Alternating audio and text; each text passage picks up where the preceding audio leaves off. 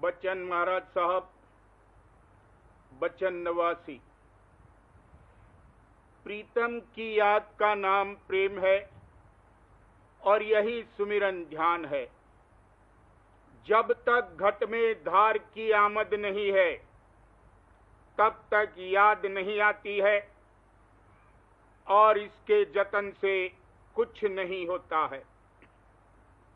प्रीतम की याद का आना नाम प्रेम है। जब याद आवेगी तब प्रेम आवेगा।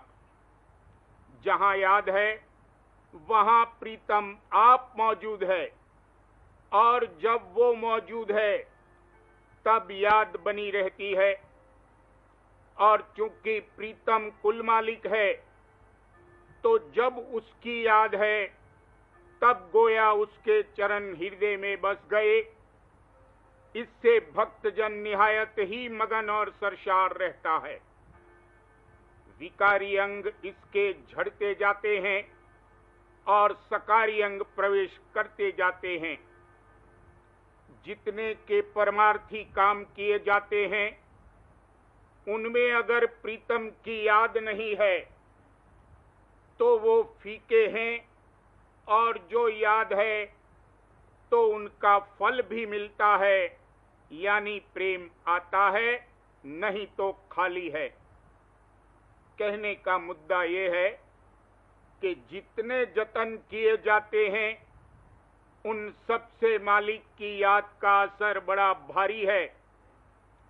जब दया की धार आती है तब याद आती है और जब तक ऐसी हालत नहीं है तब तक भक्ति सिर्फ जतन है।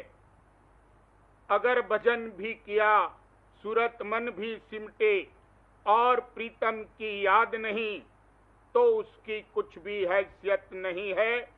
वो करनी प्रेम से रहित है और छिलका है। प्रेम बिना सब करनी फीकी, ने कहू मोहे न लागे नीकी, घट धुन रस दीजे।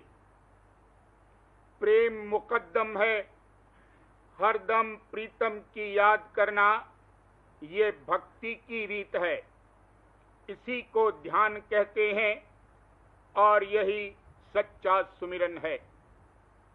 गुरु याद बढ़ी अब मन में, गुरु नाम जपूं छिन छिन में।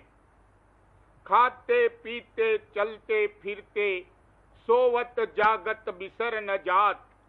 खटकत रहे भाल ज्यों हियरे, दर्दी के ज्यों दर्द समात। ऐसी लगन गुरु संग जाकी, वह गुरु मुख पर मारथ पात। जब लग गुरु प्यारे नहीं ऐसे, तब लग हिरसी जानो जात। ध्यान तब होता है जब मालिक का या उसके अवतार का दर्शन नर शरीर में होता है। बगैर दर्शन के ध्यान नहीं होगा और न प्रेम आवेगा। जिसको प्रीतम की याद नहीं है उसमें गोया ऊंचे देश की धार आई नहीं है और जिसके चित्त की वृत्ति प्रीतम के जानिब मुखातिब है उसका घाट चाहे नीचा ही हो तो भी सत्य देश की धार आकर उसमें वासा करती है। बगैर धार की आमद के चाहे कितना ही सूरत मन के समेटने के लिए खैंचातानी करे और तिल के खोलने का जतन करे, कुछ नहीं होगा। ख्याल या अनुमान करने से कभी सूरत मन नहीं सिमटेंगे, न तिल का द्वारा खुलेगा। गुरु स्वरूप का जो ध्यान करते हैं वो स्वरूप चूंकि सत्ताधार ने धारण किया है, उसका सूक्ष्म रूप जो इसके अंतर में प्रकट होता है वो मन के घाट का नहीं है। वो रूप भी सत्ताधार धारण करती है।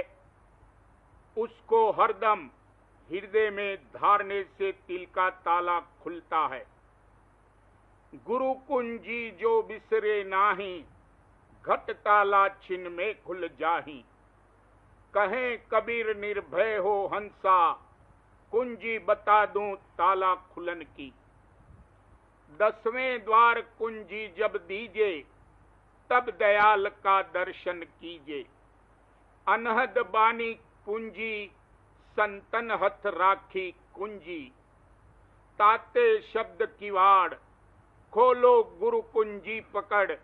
महल माही धस जाए, गुरु मुख को रोके नहीं। मालिक से मिलने के लिए सद्गुरु गोया द्वारा हैं। बगैर गुरु के मालिक से मिला हरगिज नहीं हो सकता है। अभ्यास से अगर कोई मालिक से मिलना चाहे तो हरगिज नहीं मिल सकता है।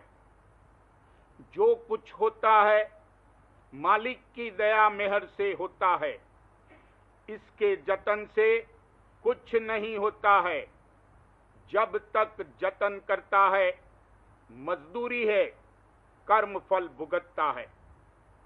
चाहिए के अलावा किसी जतन के अंतर में विरह और खटक खलती रहे। जैसे पपीहा निस्दिन स्वात बूंद के लिए पीऊ प्यारा पुकारता रहता है, वैसे ही इसको दिन रात प्रीतम के नाम की रटन करनी चाहिए। अभ्यास का फल यही है कि तड़प और बेकली मालिक से मिलने की अंतर में जागे, और जब तक नेम से नपातुला अभ्यास करता है तब तक कुछ नहीं है। जहां प्रेम तहां नेम नहीं, जहां न बुद्धि व्यवहार तहां न बुद्धि व्यवहार। प्रेम मगन जब मन भया, तब कौन गिने तिथिवार। सवाल, ध्यान किस तरह करना चाहिए? आपने तो जतन और जुक्ति को उड़ा दिया। जवाब, जैसे किसान खेत का ध्यान करता है, सूम धन का इस तरह ध्यान करना चाहिए। इसमें कोई खास जतन और जुगत की जरूरत नहीं होती है। जिससे मोहब्बत है उसका स्वरूप हरदम चित्त में समाया रहता है। यही ध्यान है, यानी प्रीतम की प्रीत और याद का नाम सुमिरन ध्यान है। और यही जतन और जुक्ति का नतीजा है। और ये जो जतन करता है, यानी आंखें बंद करता है और ध्यान में बैठता है, वो भी एक जुक्ति है उस प्रीत को पैदा करने के लिए। जैसे माँ तकलीफ के वक्त भी अपने बच्चे को दूध पिलाना नहीं भूलती है, या सूम को हर दम रुपयों की याद रहती है और खबर है कि कै रुपए खरे हैं और कै खोटे हैं, वैसे ही इसको दुख हो चाहे सुख, हर दम प्रीतम की याद जो बनी रहे तो सच्चा ध्यान है। संसार में जिनकी आपस में मोहब्बत होती है उनका जरूर कोई न कोई ताल्लुक है, तब तो प्रीत करते हैं। वैसे ही मालिक से प्रीत के लिए भी जाती ताल्लुक होना चाहिए, यानी संस्कार होना चाहिए। और जैसे संसार में हालत बदलती रहती है, कभी दुख और कभी सुख होता है, वैसे ही परमार्थ में भी होता है, यानी कभी रूखा फीका होता है और कभी प्रीत प्रतीत आती है। जो कि संस्कारी है उसको भी कभी शरण दृढ़ होती है, कभी प्रेम आता है, कभी शब्द सुनाई देता है, कभी कुछ होता है। इस तरह हालत बदलती रहती है। लेकिन ऐसे संस्कारी का बंदोबस्त मालिक आप करता है। जतन से कुछ नहीं होता है। अब इसका ये मतलब नहीं है कि जतन जुक्ति नहीं करनी चाहिए। अगर जतन नहीं करेगा तो आलसी हो जाएगा। ऐसा वचन है कि अगर मौज पर रहोगे और जतन नहीं करोगे तो आलसी हो जाओगे।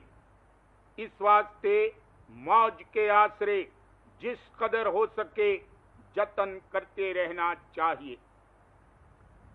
मन इंद्रियों के घाट पर बैठकर मौज मौज पुकारना ऐसा है जैसे ब्रह्मज्ञानी सिद्धांत पद को हासिल किए बिना अपने को ब्रह्मज्ञानी कहते हैं, और जैसे उन्होंने धोखा खाया वैसे ही जो के बिना जतन के मौज के आसरे रहते हैं धोखा खाते हैं।